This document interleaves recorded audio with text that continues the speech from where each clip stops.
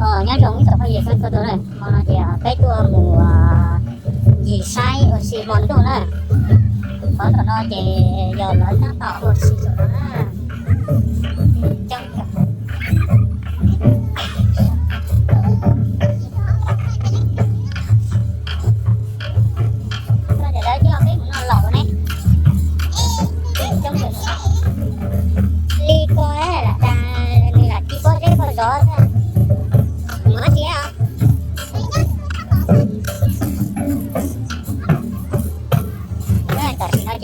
cái này trong thằng phải say nè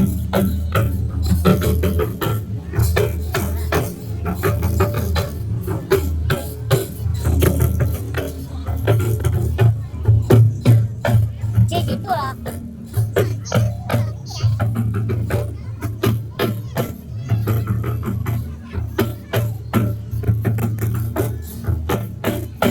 đây là đầu chùa đeo nó vừa chơi gì đó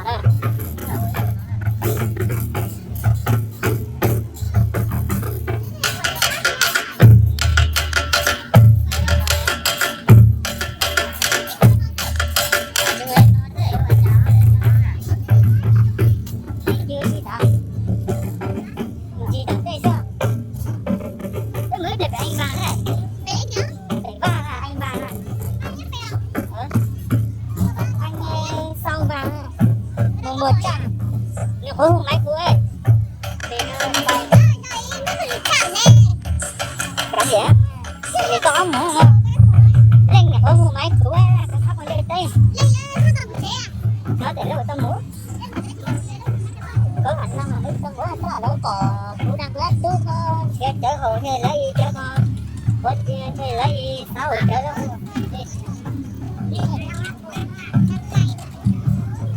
đây này bỏ cái này trong sắp tới nó tên nó này nếu xanh nhận đồng nó chỉ lo cho cái lúa tôi sẽ lại lo chỉ chủ rồi tôi sẽ tự lo chỉ cái chủ rồi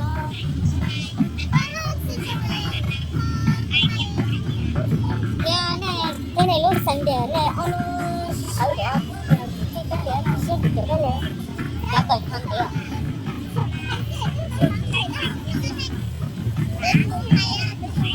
cái nồi mua được cái gì đấy cái này trong sắp tới nó sách cái lọ rượu nhá cho món đồ nó sẽ này trên một cái con mua cho hoa yếu để cho bạn quyền hả anh máy nó phải chế lên cắm băng đi một cái anh vàng nữa lớn xe nó bỏ bu đang túc chết chở hồi nó phát sửa tương cả bu mưa nó hồi trắng ha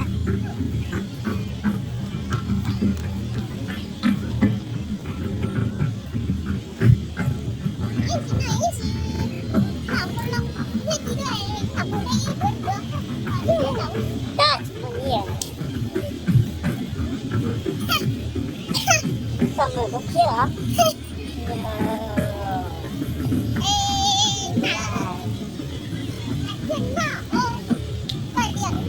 Cái là có tao với gì vậy à? Coi như thì máy quốc anh rồi nó lỏng ha. Trong sắp tới này. Ô, cửa anh cho phát một chút tiền, một chút tiền rồi. Ý là làm đấu công nè.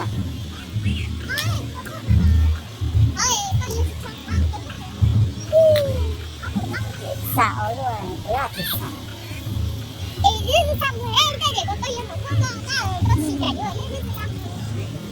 Bữa này ra hỏi cái này không có sao. Cái có 3 triệu đó là anh mua xa 500 nghìn thì có 3 triệu. Có 1 triệu hả?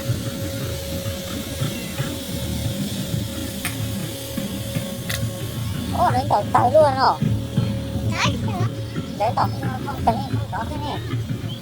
Ôi cái này trong sắp tới nó chụp con gì đó làm sao nè. Cái xe chỉ vừa thay nó thế là lúc đánh có này chạy lên chạy xuống này là xin cả na.